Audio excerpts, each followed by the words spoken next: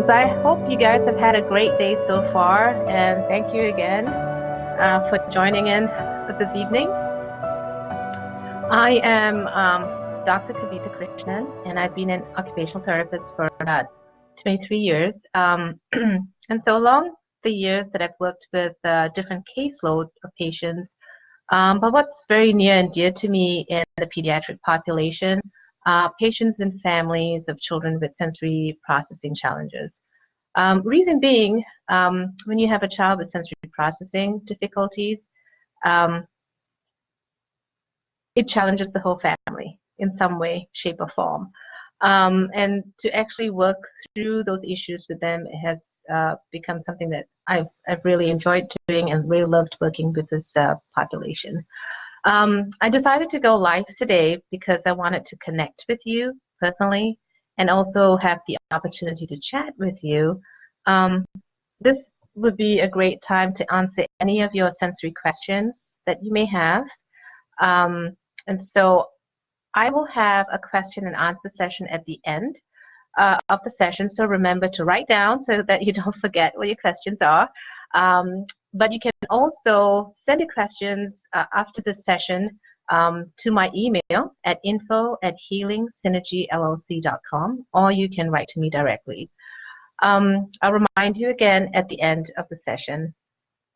So let me tell you a little bit about myself. I am from Malaysia, and I went to school in Singapore. Hi, Rachel. Just joined in. So I was telling them about where I'm from. I'm from Malaysia, and I went to school in Singapore. I got my OT diploma initially actually in Singapore, and then I went off to the UK to get a top-up degree in the UK at University of Teesside. Then I went back home. I went back to Singapore, where I had the opportunity to work for the National Council of Social Services in a special school called MINDS, the Movement for Intellectually Disabled, where I worked very closely with the students and families and children with sensory processing difficulties. This really sparked this passion with this population. So I decided to further my knowledge, and that brought me to the US. I went to the University of Pittsburgh to do my post-professional master's, and then later on went on to work at the University of Illinois, Chicago, where I worked in the outpatient clinic and the high-risk clinic. In the outpatient clinic, I worked with a variety of caseloads for in the pediatric population, but mainly it was children with autism, with sensory processing challenges, and ADHD. And then in the high-risk clinic, it was children who were premature babies. We did a lot of assessments, and several of these kids had sensory issues. I collaborated in doing research. I guest lectured, and then I went on to do my post-professional doctorate, specializing in autism and sensory processing at University of Illinois, Chicago. While in my quest for knowledge, I did two fellowships, two LEND fellowships. It's called the Leadership Education in Neurodevelopmental Disabilities through the Maternal and Child Health Program, which I found really very enriching, and it broadened my understanding of services for the vulnerable population, individuals with developmental disabilities, and also advocacy issues and how I could engage and participate in, advocacy issues for this vulnerable population. In the first LEND fellowship I did was in 2006. So the program was great. It had a lot of research, cutting edge research, programs that were developed. We had the opportunity of meeting up and observing and working with clinicians in this field. While I was doing that project, I had the opportunity to work on a project with a mentor who was working on a CDC initiative called the First Signs. And this project was intended to bring autism awareness at that time in all the clinics so that children were going to get tested a lot sooner and earlier. And now children get tested by the time they're 18 months. but at that time it wasn't so, and it was so that was the initiative and that was the drive, and I'm really thrilled that I was a small part of me, and I played a small part in that process. Um, and in the second fellowship, I did it in 2012. I joined in as a clinician, and I in that program again, Breath of Knowledge, worked with many people, many professionals in the field, worked very closely with them. And I also engaged in my own research project, which was on premature babies and sensory processing challenges. And I was in the program, I was also trained to write a legislative brief to help to advocate for the needs for people with developmental disabilities. In this legislative brief, my partner and I wrote a grant funding for services for individuals with autism 21 years and above.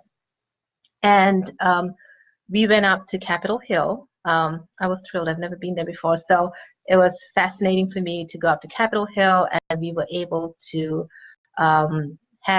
schedule a time to visit with the Illinois senators, or if they were not around, we actually engaged in speaking with their staff, and we talked to them about the current dilemma, if you may, that we were facing. And it was really fascinating because they said, this is great that we are hearing from clinicians what the problems were. So that was great because, that it's one thing saying no one's listening, but being able to write and then go through the proper channels of reaching up to the administrators who can make a change was great, and knowing how to do that. So that was great. So this kind of leads me to why I formed Healing Synergy LLC. So really the answer is because Healing Synergy is really uniquely me. And I can offer treatments and provide resources to the families that really reflects me and how I provide treatment. I currently adjunct for Winston-Salem State University, and I provide treatment in the infant toddler program through the CDSA, or the Child Developmental Services Agency here. I have written a book and developed an e-course on sensory integration, and it's actually really tailored to parents and caregivers. What are the strategies that you can use? And the book and the e-course was developed from all the questions I've heard along the years. And so I kind of pulled all the questions, and I also sent out a survey to families that I've worked in and asked them, what are your pressing questions? What do you think would be important to families to hear? And so they gave me that, and so it's based on the survey and all the questions that I've got over the years. I have also recently just started a blog, and I hope to make it a very useful resource for families. So I urge you to send me questions, or let me know what you'll like to find out more, or what's your pressing questions. No question is wrong. I'd love to hear from you, and I'll write it up as a blog, or I'll answer your question. Really what I want to do is make this more interactive so that it can better serve what's on your mind. And so it'll be really useful. It's a useful resource. So again, please send it to my email at info@Healing Synergy LLC. What I'll discuss today is on feeding issues surrounding sensory processing difficulties. The reason I bring this up is because after my workshops, usually the feedback I get is, either clinicians or caregivers wanting to know a lot more about feeding, and rightfully so, because feeding can be very, very stressful for the family, not only just for the child, but for the whole entire family. But before I delve into feeding issues, I wanted to just address what is sensory processing and what is sensory integration, right?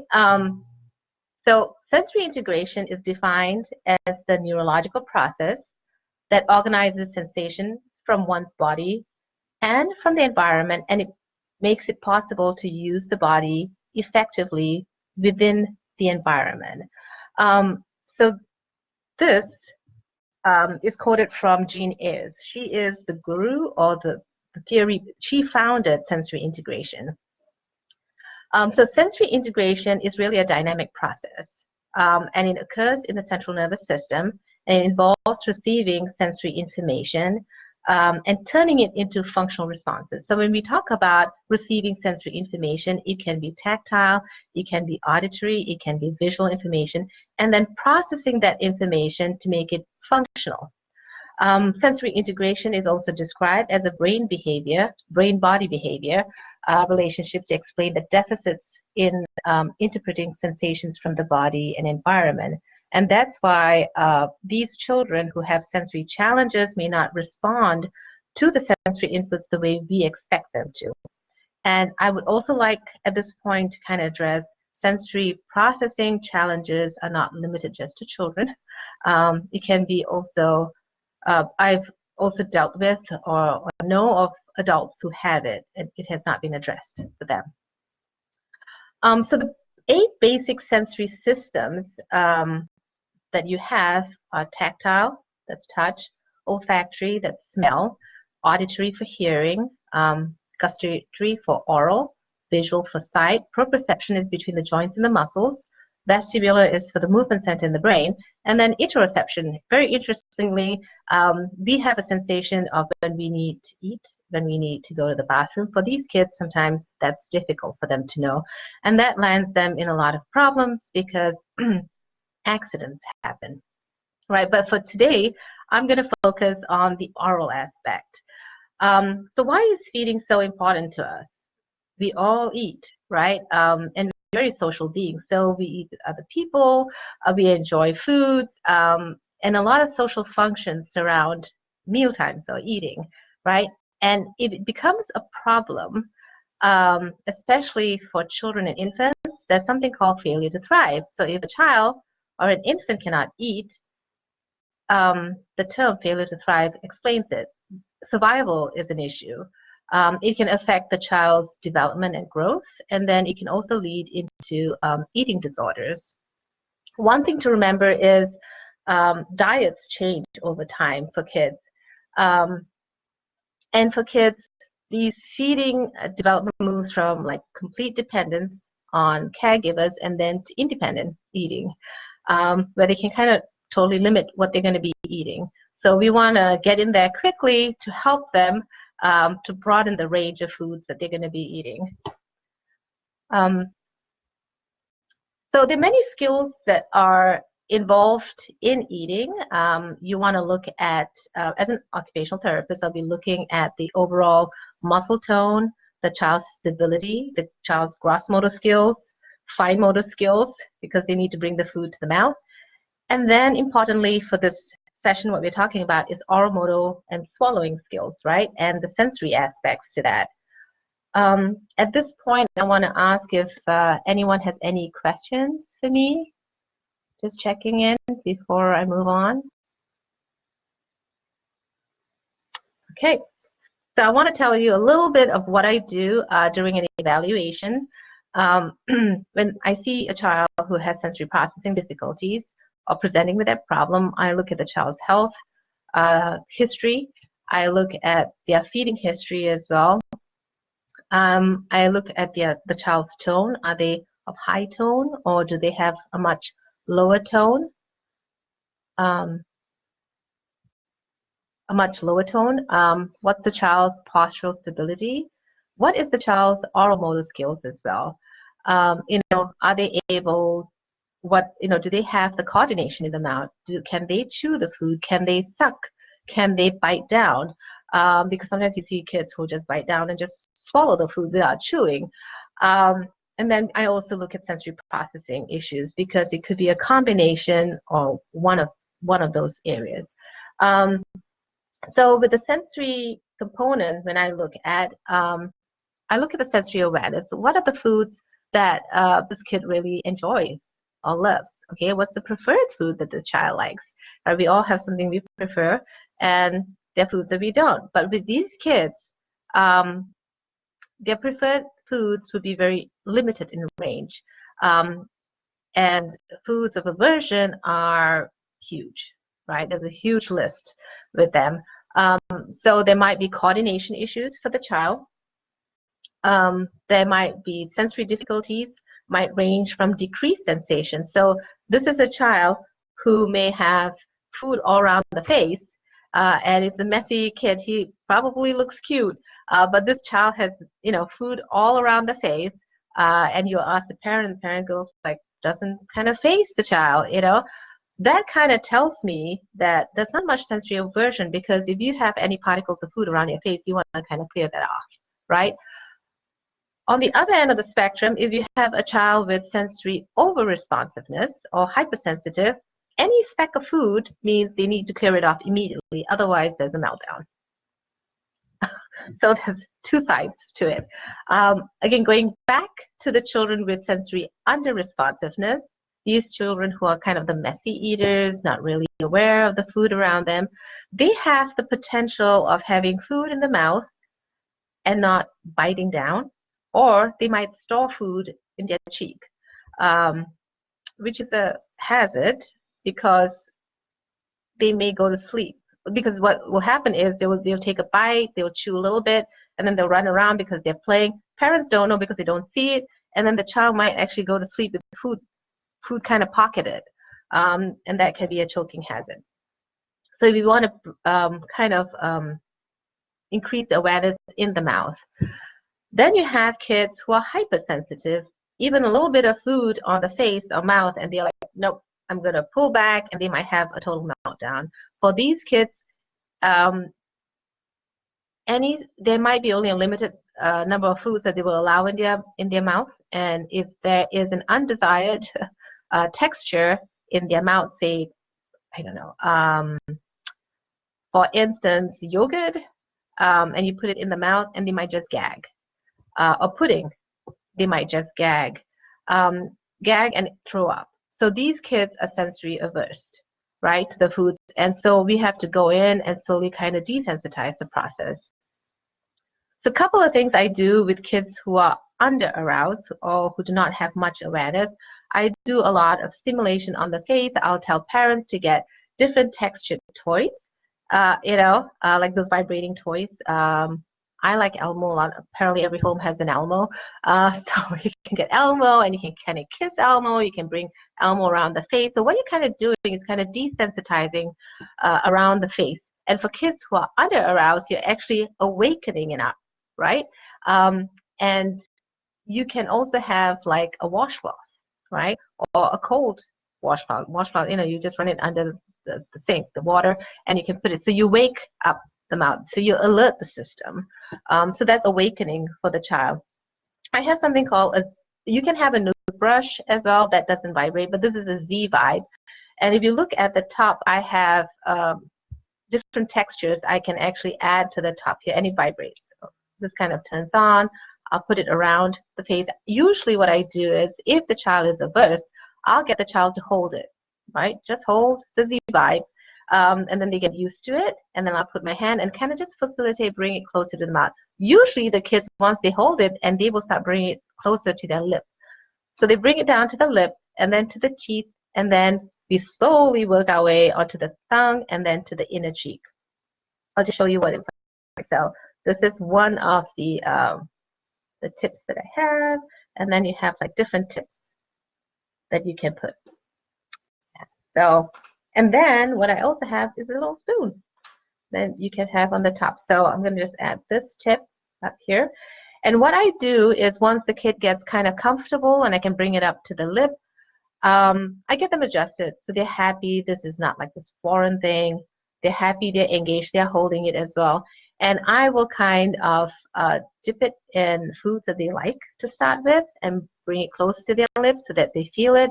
And then they can start kind of licking off the foods from their lip, and then just sucking it in. And then I might begin to slowly pair it with an unpreferred food or non-preferred food. But before I do all of that, what I like to do is actually get them to play with the food, right? So you put it on a tray, the lab tray, get them to have the mashed food they're playing with, and then they can kind of touch their mouth with it. Because what's happening right now is the child has the control, and they feel they are engaged, and they're actually bringing it towards their mouth and touching it, and they're licking it off. So that's a couple of things that I do with the kids. And I definitely also, one other thing that I do is I do a lot of role play.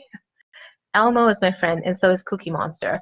So I usually get them to sit at the table, especially if a child is really averse. I get their preferred stuffed animal, who sits with us at the table, and we're all having a little picnic. So make it fun. Just basically the idea is making it fun, not stressful for the child, right? So the child is engaged and they're happy. So again, they're playing with the foods, preferred foods first, and then they kind of touch them out, and then I'll start getting kind of non-preferred foods and breaking it into the preferred food. So you have the preferred and the non-preferred, but they're playing with it. So they have the scent, they have the texture, and they can slowly bring it to their mouth. And every time they do even the smallest thing, like just touching the food, because some kids won't even touch, let them just touch the food and you give them the biggest praises, right? You go like, this is wonderful, applaud them, give them a sticker. Stickers work, it's huge. Kids work for that too, but they love it. This is great. And then when you have the non-preferred foods and they're smelling it, this is great. And then you bring it close to the mouth, and then you can start working on increments of making the size a little bit bigger. So again, this is all happening in small increments. They can kiss the food, or they can just touch the food on their lip, lick the food, and then hold it in their teeth. Just holding it is great. And they bite down, and then they take a bite and swallow. And that would start increasing with them chewing. One other thing I wanted to show you is with the Z Vibe, what happens is usually the kids will, not only does it have texture, but they can also chew down, so it's feeding into the proprioceptive system in the mouth, and they chew down and chomp down. And some parents tell me, like, you know what, I have a Chewy, and the child doesn't, this is a Chewy, and Chewies come in different shapes and forms, and sometimes this is just plain. I have one with different texture, and they can chew down, so that's kind of building up the muscle or the strength in the mouth for the kids, and they can hold it this way, and they can chew down. Again, it's a different texture, but it's building up the muscle tone in the mouth. The other thing I get is washcloth, those washcloths. You can get them to tug, or even gauze to play tug. And because as they bite down, it's the start for chewing, right? So they're biting down and they're tugging and pulling. So that's what I do. And I'm gonna just check in to see if anybody has any questions for me. Any questions right now? Hi, Tiffany. Hi, Billy. Hi, Mark. Hey, Bo. Sounds good. Okay. Any questions right now for me? Okay. All right. So besides that, I just want to let you know that if you do have a child who has sensory processing difficulties, or you think they do, please get an assessment done for this child. Occupational therapists work very closely with speech therapists as well. We also work with a GI doctor. We work with the pediatricians. So please get the child evaluated, because we can tell you what the issues are, and we can start early, because we don't want the child to have learned aversion towards foods. All right, and so I'm going to go on to other sensory issues surrounding foods parents have that typically happen going to a restaurant or holidays. Those are the two main stress factors that parents tell me a lot, like, oh, going to a restaurant is horrific. So they don't go out, because they go like, I can't bring my child, because we have constant meltdowns. All family gatherings are difficult for them. Holidays like Christmas or Thanksgiving are a challenge for these parents. While most of us are happy and excited to meet the rest of the family or friends, for these families, they're like, oh no, this is going to be a huge gathering and it's going to be difficult. I'm just kind of limiting it to just meal times with these kids, right? So a couple of things to think about if the child has autism, sensory issues. Now the child's normal everyday routine has changed, right? Usually I come down, I have mom, dad, sibling, we sit in a certain place and we have our meal. But now it's going to be different, right? If you have a larger family gathering, because it's going to be a lot more people, the dynamics begins to change, right? And you have to interact with a lot more people. Just to make this session a little bit more interactive, I want to take you guys to a restaurant. Okay. And I want you guys to think about what happens in a restaurant when you go to a restaurant. This is a fun thing that I do with my students as well. I get them to close their eyes and I go, imagine yourself in a restaurant and what happens. So let me guide you through. Okay, there's a lot of different sensory stimulations surrounding just being in a restaurant, right? It's the sounds of people talking all at one time. You may have cutlery hitting the plate. You may have people walking in and out, and some restaurants you have that little doorbell that goes off. There's unexpected laughter, sudden possible clapping or singing of happy birthday song when kids are not expecting it. Close proximity of chairs and tables, and there is this possibility of getting bumped into. And then maybe also music playing in the background, right? I mean, just to make the ambiance a whole lot better. So you go to a restaurant, kind of, you can get the picture, right? You love the picture now? It kind of brings you back into the restaurant. Okay, so let's just talk about the auditory processing. Let's not talk about any of the other sensory systems, just the auditory. For the child who is sitting in the restaurant, now they're challenged to filter off sounds if they're hypersensitive, right?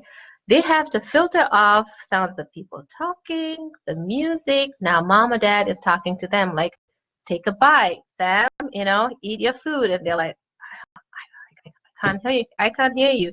And the other thing that comes up is parents go like, they get so distracted in the restaurant. They are looking everywhere. And I'm like, well, yeah, they will be because they're hypersensitive to the sounds, right? So that's going to affect their eating.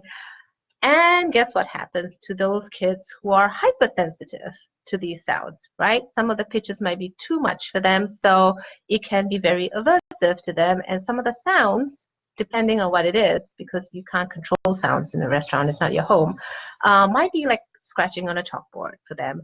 And then when the child gets overwhelmed, you have a complete meltdown. And parents go like, the child was happy. I mean, we told them that, he was going to go to, I'm just going to say McDonald's for now. I was going to go to McDonald's and he was excited. And then we came in here and then like we got our meal and full-blown meltdown. I don't understand this. And I'm like, well, let's take a step back. Let's walk through what may have happened to this child. And remember, children don't have the language, right?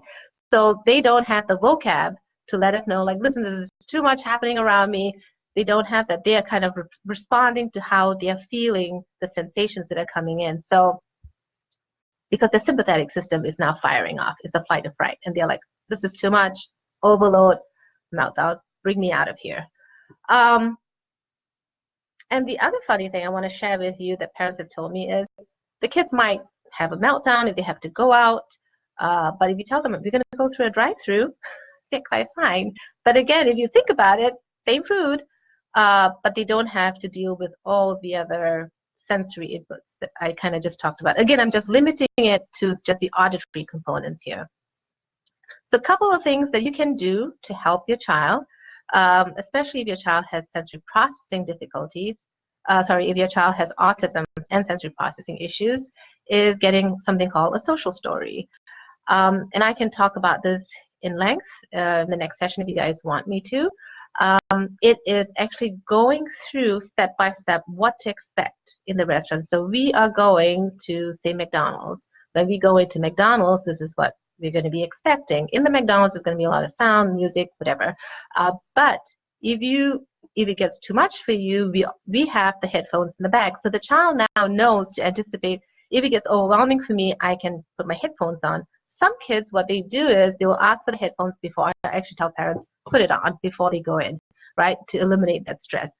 And as the child gets older, they begin to understand, like, okay, this is one of the strategies that I can use. Video modeling is another also helpful tool where the child, you can get them to watch a video, and there are many videos out there, especially for children with autism now, like what to expect when you go into a restaurant. You get in there, you'll be greeted by someone, then you'll be led to the table, etc. So you can either do video modeling or social stories. Social stories are more common. And I can also kind of, if you want, like templates, easy templates that you can use. before you go to a restaurant, if you can call them up because people are more aware of sensory processing challenges and autism. So you can actually call the restaurant ahead of time and tell them, like, if you have a table that's at the end of the restaurant, in the back of the restaurant where it's less sensory, there's less sensory stimulation. I think they would usually kind of accommodate for you, but you need to call them before before you get there. Also, like visual stimulations and stuff like that. So you want to kind of limit all that extra sensory stimulations that the child might be going through. That's what I have for now. I'm close to my 1 hour, and I wanted to ask if there's any questions that any one of you have, burning questions that you guys have for me. Happy to answer.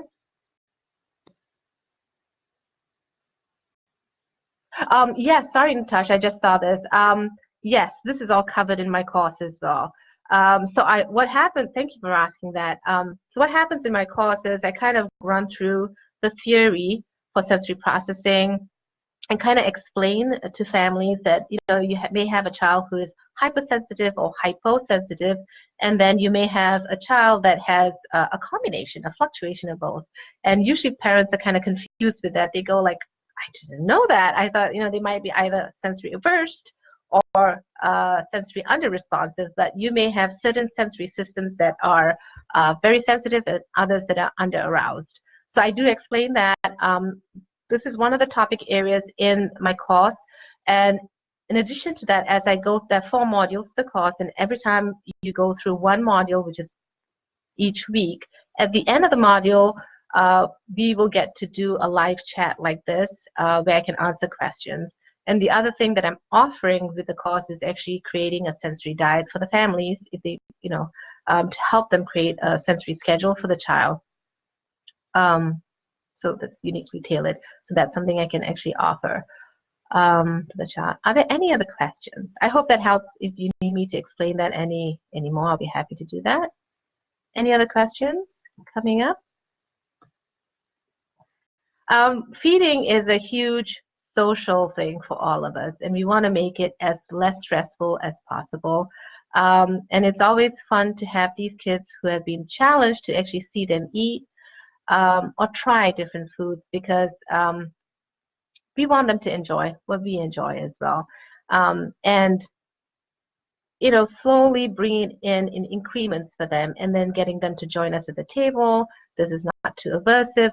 The other aspect, I'm sorry, I forgot to mention, is when you are bringing in new foods, for some kids who are really averse to it, just place the food in front of them, right? They don't have to do anything, so that they can actually just visually look at it. And that might be a couple of sessions, right? They get to look at it, and you can just touch it. Just touch it. We're not expecting anything else. And soon they kind of get desensitized to that.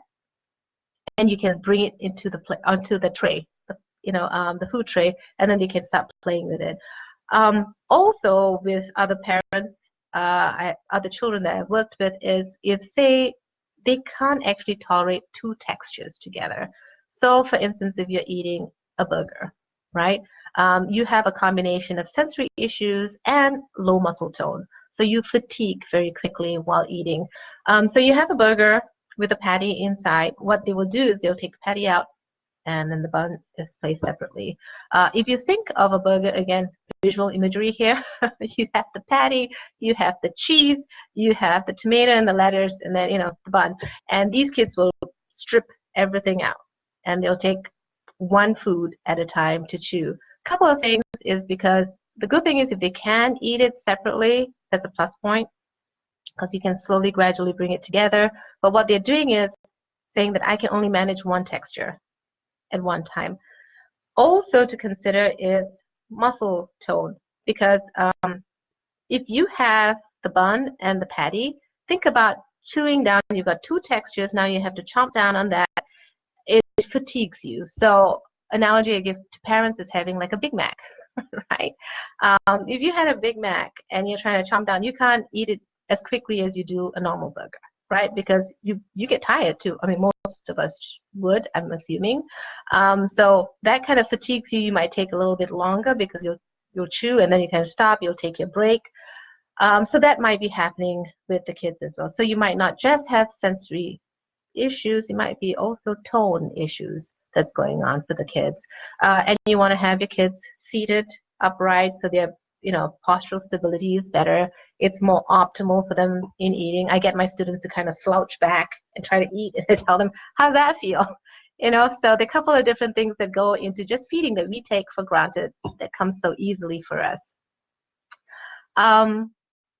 Thank you so much for joining me. I'm happy to answer any more questions that you might have for me. So I'm just checking in. Oh, thank you. I'm glad you want to try my tips in the restaurant. I hope it really helps. And again, there might be families out there that you might meet who may benefit from these tips as well. So please share and please join me. Join me in my blogs as well. And I'll be so thrilled if you can give me topic areas or areas of concern that you may have in an email. Again, you can directly send it to me, connect with me directly so that I can actually get that as the next topic and also write it in a blog so that those will be helpful tips that you can use or can share with other people. Please invite them to join in the next session. So I want to keep this short, and I want to thank you all so much for joining in. I'm going to just check in again if there is any other questions. Where can I find more info about the book? You can actually find, if you go to my website, it's at healingsynergyllc.com. I have a tab called The SI Solution. That's my book. You can find my book there and you can actually read it.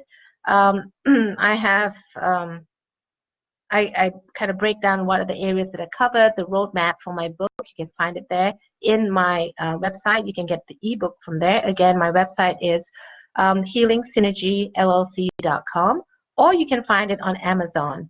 My book is called The SI Solution. You can also find some information on my e-course also on my website. Sensory Revolution for Children. You can find it also on my website. Hope that answers your question. Any other questions? Otherwise, I wait to hear from you in your emails to me or write to me directly. I'll be very happy to do that. Once again, thank you so much.